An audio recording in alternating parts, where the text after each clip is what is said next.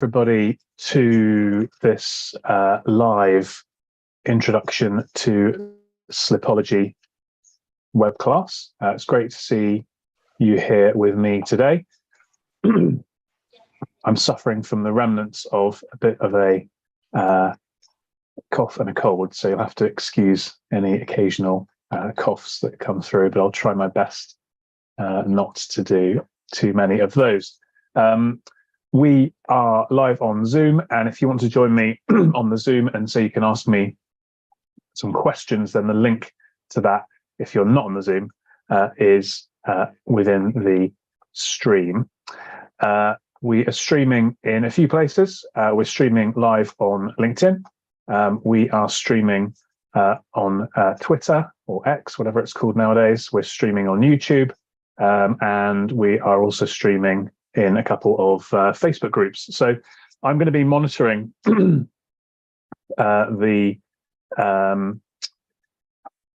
chats as best as I possibly can in all of these different places. But the best way to make sure your question gets answered, if you've got one, is to come and join me on the Zoom. There will be opportunities for questions at the end.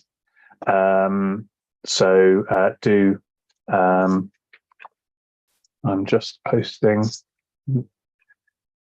this in our health and safety group on LinkedIn as well. Do save up your questions, and as we go through as well, there will be an opportunity to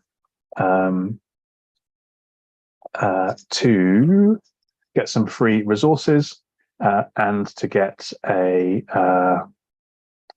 discounted slip test as well. And to do that, you just need to comment in the comments wherever you are, whether that's on the Zoom or any other of these places, and I'll follow up, or one of the team will follow up with you and do that. So thanks, as I say, for joining. We're going to be talking today about Slipology, which is the science of slip prevention. I'm going to talk you through the Slipology model, which is 5 A's. And I am going to be talking to you all about the science of slip prevention. So let's get started with the webinar. I'm just going to firstly quickly talk about why I am passionate about safety. And if you cast your mind back to 2012, it was the spring, early summer, just before the London Olympics. And at that time, I lived in East London, not too far actually from the Olympic Park. This was a time before marriage and before kids. And my wife and I, well, she's my wife now, she was my girlfriend at the time, had a lazy Sunday and a lie-in, and we woke up and then decided to go to this place called Columbia Road Flower Market. We got some flowers, had some lunch, had a nice stroll along the canal, and then we started driving back home and decided to pop in to the Sainsbury's store in Islington in London. We parked up our car, walked onto the road to get into the store, and I was walking down the road pretty much where the person here in the photograph is, and that's the last thing I remember for about 4 or 5 hours.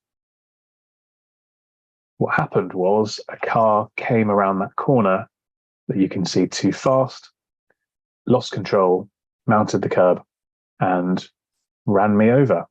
So that was me later that day, and you can tell this is over 10 years ago because of the lack of grey hairs on my head. That was me in hospital a few hours later with a broken collarbone, broken wrist, broken ankle, cuts, grazes, bruises, damage to my neck, and various other things. So having lived through an accident like that was unexpected and wasn't my fault, trust me when I say it makes you quite passionate about safety. Why, though, am I working in the field of slip safety specifically? Well, if you look at the data for accident, for motor safety, the trends are all quite positive. Whereas if you look at the data for slips, trips and falls, as we can see here, based on the HSE Riddle data, not only is it the largest cause of serious accident, as this data shows, but it's also flatlined. And this is the data from 2013 to 2022. But if we went back even further, the picture would be very, very similar. And this is slips, trips and falls. But as I'll share with you in a minute, slips is far and away the biggest chunk of that category. Here's some data for slips from the UK. Broken bone every 3 minutes, 300,000 A&E admissions, 1.5 million NHS bed days, large criminal fines, dozen amputations, lots and lots of financial and human cost being caused by slips year after year, after year, after year, after year. By the way, you can see at the bottom of the screen, if you're interested in a discounted slip test, just comment slip test and we'll follow you up after this webinar.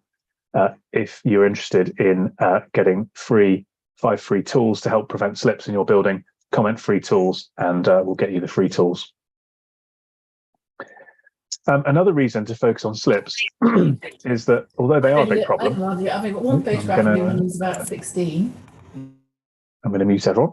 The other reason to focus on slips is that although they are a big problem, they are preventable. There are things you can do. So here's a selection of examples of businesses that my team and I've helped over the years, from swimming pools reducing claims from 1 a week to 1 a month to 60% fewer accidents in a busy London train station, to everything in between. So even if you've got areas that are constantly getting wet or otherwise contaminated, it is possible to reduce the risk of slips significantly.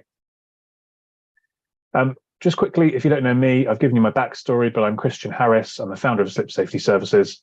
I do lots of content around the broad themes of safety and risk. So I host Safety Roundtable every 2 weeks. I host a weekly Safety and Risk Success podcast. I've got a LinkedIn newsletter, a LinkedIn group, and a big LinkedIn community. My focus area, though, is slips and falls. I've worked in some high-profile cases in this arena. The business has won some awards. We've got some great partnerships with the likes of AXA Insurance and some great clients. And we've helped several thousand sites to reduce their slip and fall risks over the last few years. And at last count, we're stopping about £10 million of claims per year. So I gave you some data about slips, trips and falls. And one key takeaway that you need to have from this presentation is that slips, trips and falls are not the same thing. So we need to be splitting out slips, trips and falls. Here is some insurance claims data, which illustrates this point. So if you look at the manufacturing sector, for example, of every single insurance claim that comes in, 38% of them are due to slips and only 3% are due to trips. So slips is 12 times larger in manufacturing. In hospitality, it's much larger. In retail, it's much larger. Pretty much every sector, the data says that slips is a much bigger issue than trips. So the first thing we need to do is split that out because they're a different size of problem. But the second reason is that the way we would deal with a slip is very different to the way we would deal with a trip. So there's a much more complex requirement for a solution on slips than trips. If you do want to look at trips, then this is the model that I recommend you use. It's called TRIP, T-R-I-P, Tidy Route Identify Plan. The beautiful thing about trips is that you can see the hazards. So if you can focus on these 4 areas, it is possible to significantly reduce the amount of trips that you get. Theoretically, we should be able to eradicate trips if we're really, really on top of all of this stuff. So tidy means that we focus on our housekeeping and we keep obstructions clear. Route means that we have defined walkways. So if we can funnel people down a particular route, then we can focus our efforts on that route rather than, let's say, having to focus our efforts on an entire building. Identify is about raising awareness about the hazards so that people are looking for them and we know what to look for. And then plan is all about ensuring good design and maintenance of buildings, walkways, etc. So if you can do those four things, then you can solve your trip problem. One of the challenges, though, is that trips, as I've kind of alluded to there, are relatively simple to solve. But when we bundle slips, trips, and falls together, people have this perception that that whole category is simple to solve. And slips are not simple. Slips are scientific. I'm going to run through that now. Why are slips a problem? Firstly, there are three key things that I see. There's a lack of clarity about the problem. That's because we have lots and lots of accidents, but if you think about the number of buildings, for example, in the UK, the average building has many fewer than one serious slip accidents a year. But it's also things like, our insurance will cover us, so we don't need to worry about it. There are some perception issues around the subject. So people often think slips are simple, low cost, impossible to prevent, and paltry, in other words, insignificant. And then we often get stuck in this kind of compliance fog. Let's do our minimum requirements, let's do our statutory requirements and comply rather than being safe. And then the other thing that's a real challenge is just a lack of attention that not just this, but any safety issue gets, because although slips is relevant to 85% of businesses, we're juggling all sorts of different priorities. And it's very hard as a safety professional because you have to play this role of a GP. You have to have a knowledge of that's a mile wide, and therefore it can only ever be an inch deep. But if we add those three things together, that means that we end up with kind of pretty superficial controls, typically. That's driving this flatlining data and, of course, the high costs that we've talked about. So what do we need to do? We need to move from a lack of clarity to measuring what matters and having understanding of what's going on. We need to move from these perception issues to being able to ensure buy-in from all stakeholders, both financial and from a sort of safety culture perspective. We need to move away from this insufficient focus, and we need to move towards having very pinpoint actions as to what exactly it is we should do. And in my experience, if we can do all those three things, that's when we start to have some great results. The method of driving those changes is what I call Slipology, and the whole point of that is to try to marry up slips and falls and science.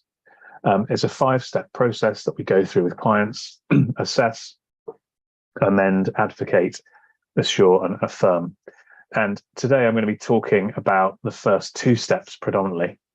So how do we really understand what's going on? How do we quantify what degree of risk we truly have? And then what can we do about it to actually drive down that risk? And those are the 2 foundational pieces. We can move on to these other bits after that, but if we haven't got these foundations in place, then we're not going to succeed. So here is a key principle for you to remember, which is to tune your chimes to stop slips. Chimes is a model that we've developed, and it's the 6 key reasons why people slip. So remember your chimes. Chimes stands for contamination, heal, individual, maintenance, environment, and surface. So I'll run through all of these, but what we need to be asking ourselves is, where are we in these areas, but also which are controllable and when? And if we find that we can't control certain things, we should put more emphasis on the remaining chimes. So let's start with contamination. If you've got a floor that's perfectly clean and perfectly dry, then nobody's going to slip on it. Okay. I've never found a floor in my life that is slippery when it's perfectly clean and perfectly dry. However, as soon as we introduce any type of contamination, in other words, a barrier between the floor and the foot that's going to be striking it, that's when the slip resistance properties change, the likelihood of a slip occurring changes. Contamination could be water, grease, oil, it could be dust, it could be semi-solids, it could be anything really that produces a barrier between the foot and the floor. So what contamination have we got? How much of it have we got? How frequently is it building up? What can we do to mitigate, to prevent this happening? And how much contamination can we withstand before it becomes an issue? These are all the kinds of questions we should be asking ourselves around contamination. Next up is heel. So this is all about the foot. Without a foot, there's no slip. Now, heel is obviously controllable for members of staff, much more so than members of the public. A key insight around heel is that safety shoes do not necessarily give good slip resistance. So you can have a safety shoe, which has ankle protection, a steel toe cap, and a textured sole, but that doesn't mean that that sole is going to give good slip resistance necessarily. Individual is all the human factors. So age and sex play a role. If you're an 80-year-old woman, you're more likely to slip than a 20-year-old man. You're also, because of your age, more likely to get seriously hurt. But predominantly, this is around the types of activity we're engaging in. So think about it like this. If you're just walking in a straight line at a normal speed, that's one thing. But if you start doing anything other than that, so pushing, pulling, twisting, turning, carrying, rushing, getting distracted, then the likelihood of you slipping and falling will increase. Individual also encompasses things like training and awareness and signage. M is for maintenance, and this splits into three: wear and tear, change of use, and cleaning. Cleaning is a massive, massive piece of this, and I'm going to give you some examples about cleaning later with some photographs. E is for environment, so this includes the weather, but it also, things like condensation, obviously, but it's really about the built environment. So how good is our entrance system? How large and how effective is our entrance matting? A bit more about that later. Do we have any slopes or ramps? Do we have any steps and stairs? How good's the lighting? Is there any noise? All of these things are environmental controls. And then lastly, we've got S for surface, which is all about the floor. So I'm sure this is no surprise to you, but some floors are more slippery than other floors. But often people don't actually know whether their floor is slippery or not.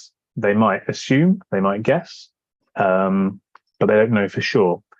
And one of the biggest risks we often see is that people look at a floor, or they chose a floor a long time ago because it was anti-slip, but so they perceive the floor as being anti-slip, but actually it's not performing as anti-slip, and that's when many accidents happen. So across hundreds and hundreds of buildings, this is how the average building performs on chimes. So most people on average have quite good controls over heel. They're pretty good at controlling contamination, maintenance, and environment, but they do have good room to improve on individual and surface.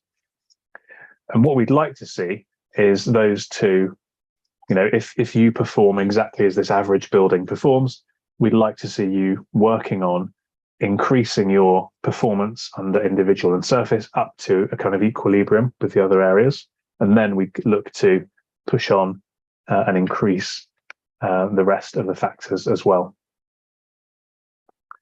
Now, you're probably asking yourself, how does Christian know on a percentage basis how the buildings perform on chimes? And the answer to that is that we developed a couple of years ago a online self-assessment diagnostic tool called the Slip Prevention Scorecard. And basically what this does is you answer a series of questions, and it gives you, based on your answers, a score for each of the chimes, as well as an overall score. So this is totally free to use, and it takes only about 3 to 4 minutes to complete. but it gives you that overview of how your specific building, because you're assessing a building here, rather than, you know, a group of buildings or a business or something. You're assessing a particular site, but how that site is doing at managing its slip risks. So what I thought would be fun is if we could give that a go. So on the screen, you've got a URL for the website where you can find the slip prevention scorecard, scorecard.slipsafety.co.uk. And there's also a QR code, so you can pick up your phone, scan the screen, and it'll take you straight to the website. And what we can do then is I can see in the background the results coming in. And then if there's anything in particular that stands out among everybody that's joining me today for this session, I can speak a little bit more to that before I wrap up today. So you'll get a benefit of doing it because you'll get your scores, but you'll also get a secondary benefit of me being able to then speak a little bit more to any particular challenges that you as a specific audience have versus others. So, you know, when I'm talking to people who are managing swimming pools, for example, that's obviously very different than if I'm speaking to an audience in the waste management industry, and they've got different challenges. The Chimes model works across all of those areas as a way of assessing the risk, but the scores they get are bound to be different. So I'll give you a second to do that. Whilst you do, I'll just give you a quick idea of a manufacturing facility that went through this journey of doing a scorecard and where that led them based on the findings of it. So they did the scorecard, and they scored. Here were their scores. I can't say who it was, obviously, because it's confidential. But here were their scores.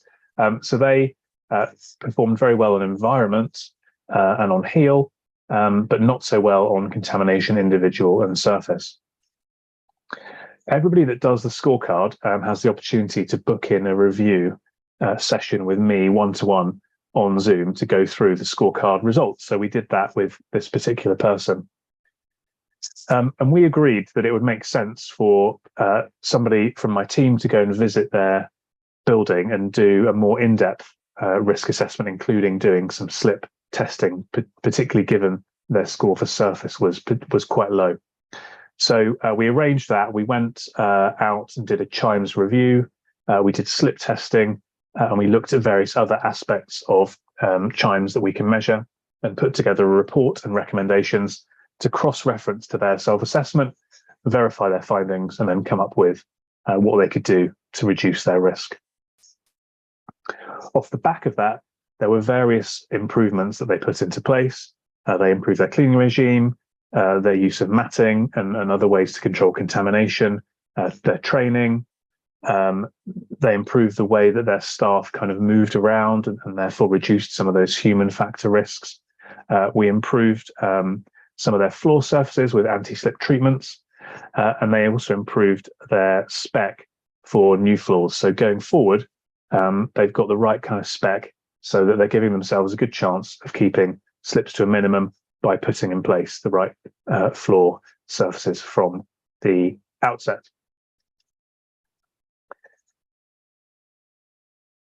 So I mentioned measurement and quantification. I'm going to talk to you a bit about slip testing because slip testing is a way to quantify half of Chimes. So we can quantify the surface, obviously the floor, but we can also quantify the effect of contamination and the efficacy of cleaning within maintenance, as well as things like wear and tear as well. So it's a great starting point to go on this journey of measuring and implementing science within the control of slip safety risks. The slip test that we use is called a pendulum test. It's exactly what the HSE use in any serious incidents. It's what the courts require for any court proceedings as well. It mimics a heel striking a floor, and I'm going to show you a video of it in a minute, and you'll hopefully see how, as the pendulum and it's called a pendulum because it swings and swings down and it strikes the floor. That's mimicking how you walk and how your heel hits the floor when you're walking. So here's a quick video of it. This guy is going to wet the floor. He's then going to release the foot of the pendulum, which will swing. As it swings down, it strikes the floor and it swings through and it points a pointer onto a gauge on the left-hand side of the frame of the machine.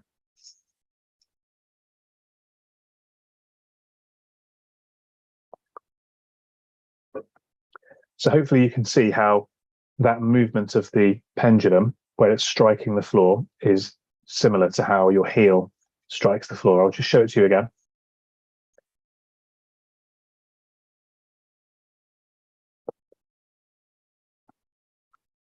So that test standardizes the heel because we have a rubber that's always the same. And so it's measuring the friction provided by the floor. And the output of the test is a pendulum test value, a number. And the number equates to 3 categories of slip potential: high, moderate, and low. So a score of up to 24 gives you a high slip potential. A score between 25 and 35 is a moderate slip potential, and a score of 36 or above is a low slip potential. And then across the middle of the screen here, you can see that the PTV, the score of the pendulum test, also correlates to an accident risk exposure. And these are HSE figures, not mine. So if you're over on the right-hand side with a score of 36, you've got a 1 in a million accident risk exposure. Whereas if you move further to the left and you have a PTV score of 24, then you have an accident risk exposure of 1 in 20. So the difference between 24 and 36 is the difference between 5% of people having a potential risk and 1 in a million people having a potential risk. So the first key benefit of doing the slip testing is that you can plot yourself on this chart and figure out where you are and where your risk currently is. And then obviously we can do something to reduce that risk. Second key benefit of a slip test is that it helps you to defend claims. And if you're interested in a discounted slip test, just comment slip test and I'll send you a discount for a slip test visit. David Scott is a lawyer who works for Keogh's, and he and I were talking on my podcast that I mentioned earlier about an incident happening around a swimming pool where the floor was wet and someone slipped and they hurt themselves. So it was a legitimate claim, a legitimate injury, and the floor was without question wet. And he said that people's assumption when they slip and that happens to them is they can make a claim. And he said, no. If you, as the operator of that swimming pool, have the proof that you're doing everything you need to, in other words, if you've got the compliant slip test data, you should expect to defend that claim. So one of the misconceptions about slips is that if someone slips, you're going to have to pay them out, or your insurance company is going to have to pay them out. Not true. Not true. It is possible to defend these claims. So I'm going to give you a few actionable tips to go away and think about today. If you want a list of top tools, just comment free tools. If you want a discounted slip test, comment slip test, and do give the scorecard a go as well. And then we can have a chat and see exactly where you are based on your data. First thing I want to say is that not all floors are created equal, just like Animal Farm. 95% of your floors are not likely to ever get wet or contaminated, and therefore you don't need to worry about how slippery they are or how slippery they aren't. Just keep them clean and keep them dry and they'll be fine. But in the average building, there are certain key areas, and I've got a list here on the screen, that absolutely do frequently, regularly, or constantly get wet or contaminated. And therefore they need to be safe when they're wet or contaminated. So you should be focusing your effort on the 5% of floors, not the 95%. The next thing I want to talk about is matting. So again, a common myth is, we've got entrance matting, so we don't need to worry if we've got a slippery floor in our reception. And as you can see from this photo of a busy train station, if the matting is not working, then the floor beyond the matting is going to get wet. And here you've actually got a decent depth of matting. You've got about 3 meters of matting. Many buildings I see have about 1 meter or 50 centimeters sometimes of matting. And that simply isn't ever going to work, to be honest. HSE guidance is that if you've got a peak traffic flow per hour of 78 people, which is not very many, you should have 3 to 4 meters of matting. If you've got a high peak traffic flow per hour of 800 people, you should have 8 to 10 meters of matting. If you went and measured the matting in your buildings, I suspect that you'd be nowhere near 8 to 10 meters. I've only seen that 2 or 3 times in the last sort of 12 or so years that I've been working in this area. So one of the things to do is the next time it rains, which won't be very long in the UK, stand inside and just look at the floor, like I've done for this photograph I took. If the floor's getting wet beyond the matting, then you need to deal with that floor within your 5%, not your 95%. Cleaning. Cleaning, as I said, is a big thing because floors are cleaned regularly. Many floors are cleaned every day. But if we do cleaning badly, it can negatively affect the slip resistance. Conversely, if we do cleaning well, it can help. So what we can't do is just assume that cleaning is being done well, either because we know it's being done or because the floor looks okay. So this is an example of a shopping centre in Manchester where if you were a customer and you walked into this area, you'd look at this floor. It looks pretty good. It's consistent. It's got a bit of a shine to it. And you'd think, yeah, that's pretty clean.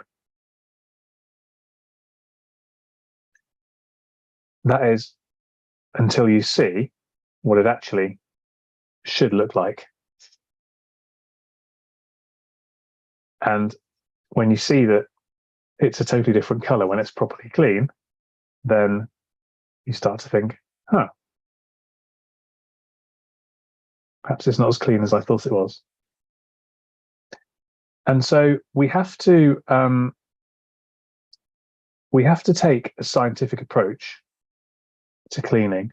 So we need to verify the efficacy of our cleaning. You can do that with a slip test, obviously. You can also do it with a hygiene safety test like ATP testing, or just send me a message, send me an email, ask me to come and have a look. I'll send one of my team in and we can do a little test patch like that and see if your floor really, really is clean or not. Signage, another myth. This image is a still of a CCTV camera from a supermarket, and you can see in the middle of the screen there's a pool of water on the floor and a yellow sign is out, and you can see at the top of the screen 2 legs, and those legs belong to a man called Stanley May, who is about to walk down the aisle towards the camera and is about to slip in that puddle of water and bang the back of his head and sadly pass away a few hours later. And this is a great example of the fallacy of yellow signs. The sign was out, but the sign didn't stop him slipping. It didn't stop him hurting himself. It didn't stop him passing away. It didn't stop his family being able to successfully make a insurance claim against the supermarkets. And it also didn't stop the supermarket from being fined and criminally prosecuted by Cornwall Council.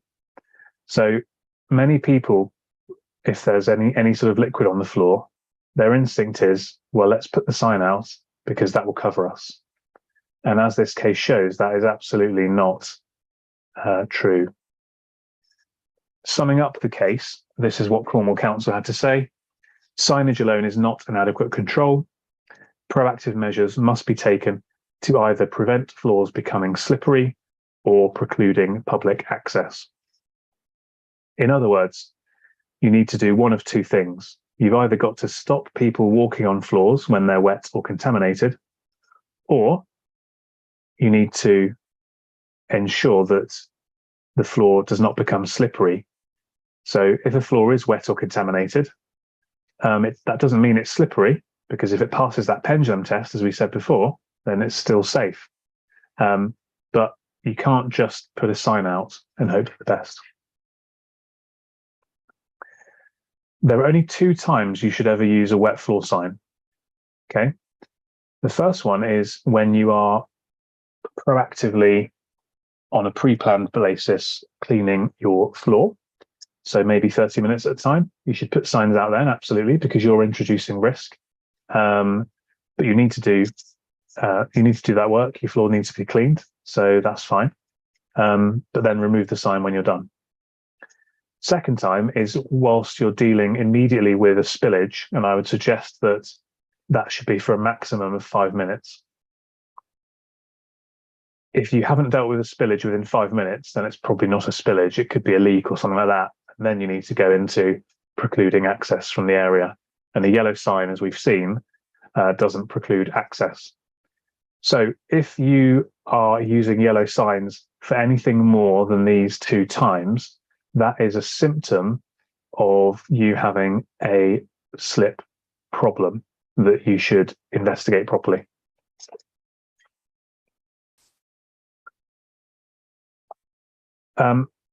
Here's another tip, number 5, about floors that look safe, in inverted commas.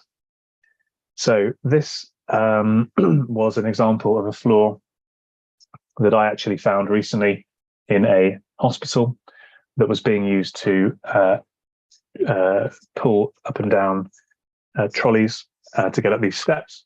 And they chose this floor because it's got a texture to it, and therefore the thinking was it must be anti-slip. When we slip tested this floor, it was incredibly slippery. So checker plating can have good wet slip resistance, but often it doesn't. And it's impossible to tell just by looking at the checker plating whether it's got good slip resistance or not. So this was an example of a floor that the feeling was it's anti-slip because it looks anti-slip, but it never was anti-slip, even brand new out of the box, because this was only very, very young, this floor. This floor was never anti-slip. Another example here is about wear and tear. So walking into this food production facility, if you looked at the floor, you would think it was anti-slip because it has this kind of grainy texture to it.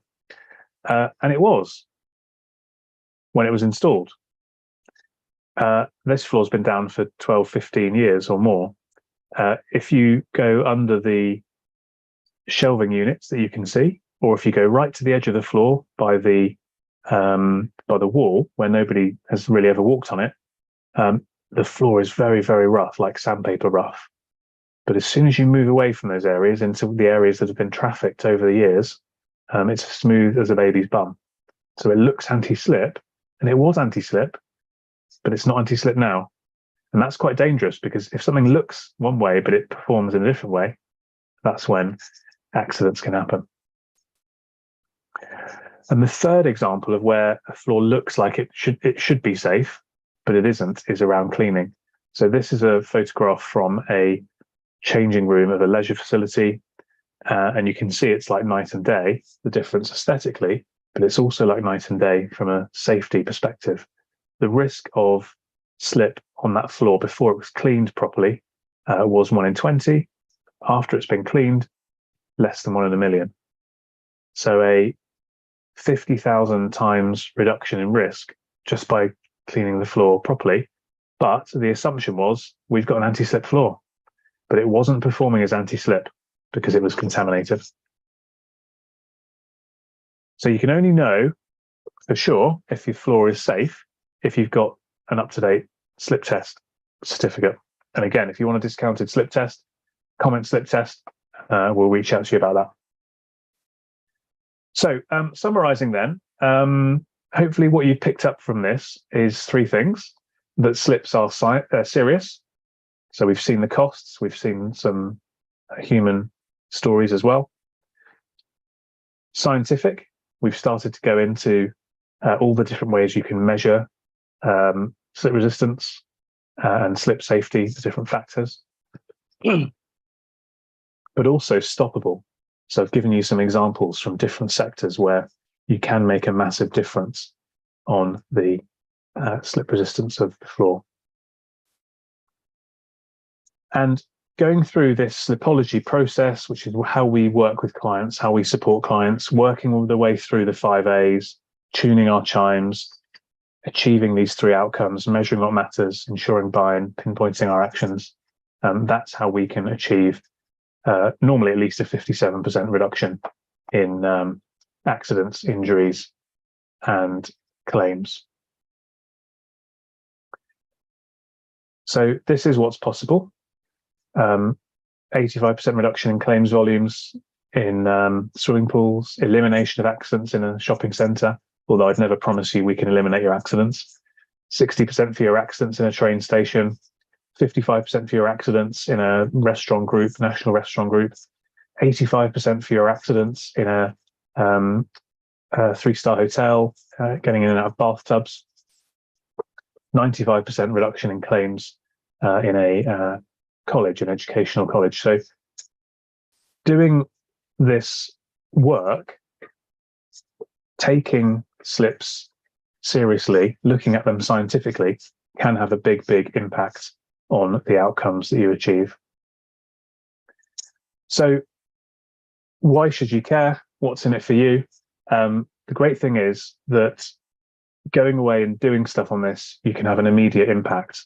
So straight away, you can go and start taking some proactive scientific steps to reduce the risk. And because they're scientific steps, you can measure them, and therefore you know that they're being done. So it's not, this isn't fluffy stuff. This isn't, safety culture. Let's all encourage people to do this, that, and the other thing. These are physical engineering type approaches that you can take to reduce your risk. So straight away, you can do that.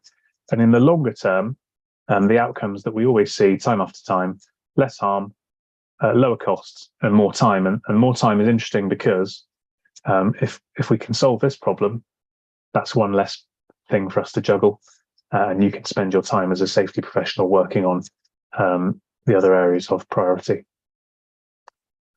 So what should you do now? I'd encourage you, if you haven't already, to take the slip prevention scorecard, and then we can hop on a Zoom call and have a chat. And if we're not connected, or you don't follow me already on LinkedIn, then look for me. If you search for Christian Harris Slip, I'll almost certainly come up. That's what my profile looks like. And you can join the staggering number of 26,606 people that follow my posts on LinkedIn. So there's an indication that although this perhaps isn't the sexiest topic, it is a topic that's important, because there's a lot of people that are listening to what I'm saying about this and going away and taking action steps about it. So drawing this to a close, and then I'm happy to take any questions. So type questions into the chat, or if you're on the Zoom, you can unmute yourself in a minute and ask me a question if you want to. So if you thought this was all about slip testing and binning your yellow signs, then you've missed the point. Don't get me wrong, I do recommend you do some slip testing, and I do recommend you use your signs properly, but there's a bit more to this than that. So what I'm known for, I hope, is bringing a new, innovative, fresh and scientific approach to this age-old problem. So we've got to get away from this flatlining data. I talk about not being a safety crab. We don't want our accidents to be going sideways. We want them to be improving. And hopefully what people feel after they've attended this webinar, or more likely when they've started implementing some of the stuff we talk about, is to have that level of confidence and certainty that the risks are under control. So it is possible to control these risks better, and that's exactly how I want you to leave you feeling, that you can do something about this, and it's worth doing it. And if you put the effort in, you will get the rewards. So that's it from me. I'm happy to take some questions. If you're on the Zoom and you want to ask a question, go to reactions, raise your hand, and then I'll ask you to unmute yourself, or you can type something into the chat. But I'm going to answer a couple of questions. And don't forget, by the way, if you want a discounted slip test, now you've seen what it is and how it works, then comment slip test, and one of my team will be in touch with you about that.